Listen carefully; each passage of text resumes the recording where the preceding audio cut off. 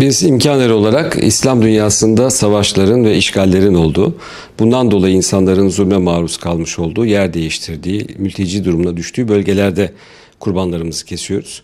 O sebeple önceliğimiz elbette yine bu bölgeler olacak. Özellikle Suriye'de kurban organizasyonu yapıyoruz. Çeçenistan'daki savaştan dolayı Gürcistan'daki Pankisi Vadisi'ne gelmiş olan, buradaki mülteci kamplarında yaşayan Çeçen ve İnguş kardeşlerimize yönelik bir kurban faaliyetimiz olacak. Aynı şekilde Arakan'da olacak. Ama çalışmamızın bu sene geçtiğimiz yıl olduğu gibi en büyük ağırlığını yine Afrika'ya verdik. Çünkü özellikle kurban konusunda en temel ihtiyaç, yani gıda konusundaki en temel ihtiyacın bizler Afrika'da olduğunu düşünüyoruz. Biz İmkender kurulduğundan beri kurban organizasyonu yapıyoruz. Yani yaklaşık 10 yıldır her sene kurban organizasyonunu yaptık ama giderek daha da genişleyen, büyüyen bir çerçevede oldu. Önceliğimiz Türkiye'ye sığınmış olan mültecilerdi. Ancak süreç içerisinde bu devam etti, genişledi.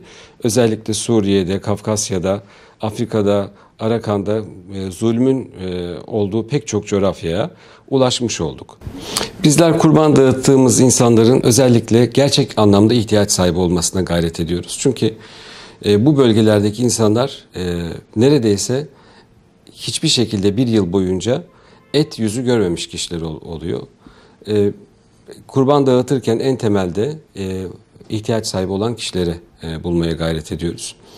Afrika özellikle bu konuda gerçekten çok önemli bir bölge. Çünkü en temel gıda maddelerinden bile yoksun durumdalar.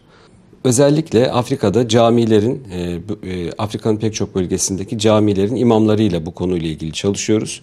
Kurbanlarımız belirli bir merkezde kesildikten sonra her bir cami imamı kurban alanına geliyor ve onlarla beraber ekiplerimiz cami imamıyla beraber köylere gidiyor ve en ücra, kimsenin ulaşamadığı, ulaşımın dahi çok zor olduğu bölgelere giderek oradaki kardeşlerimize kurban etlerini ulaştırmaya çalışıyoruz. Elbette ki en büyük önceliğimiz de mülteci kampları oluyor. Biz sadece tabii kurban organizasyonlarıyla yetinmiyoruz. Onların en temel ihtiyaçlarını da 12 ay boyunca karşılamaya gayret ediyoruz. Şu anda kurban organizasyonu yaptığımız bütün bölgelerde 12 ay boyunca adak, akika, şükür kurbanı gibi kurbanları düzenli olarak kesiyoruz ve onların temel ihtiyaçlarını karşılamaya gayret ediyoruz. Şöyle söyleyeyim, Afrika'da özellikle pek çok bölgedeki yetimhaneler için düzenli olarak kurban kesiyoruz 12 ay boyunca.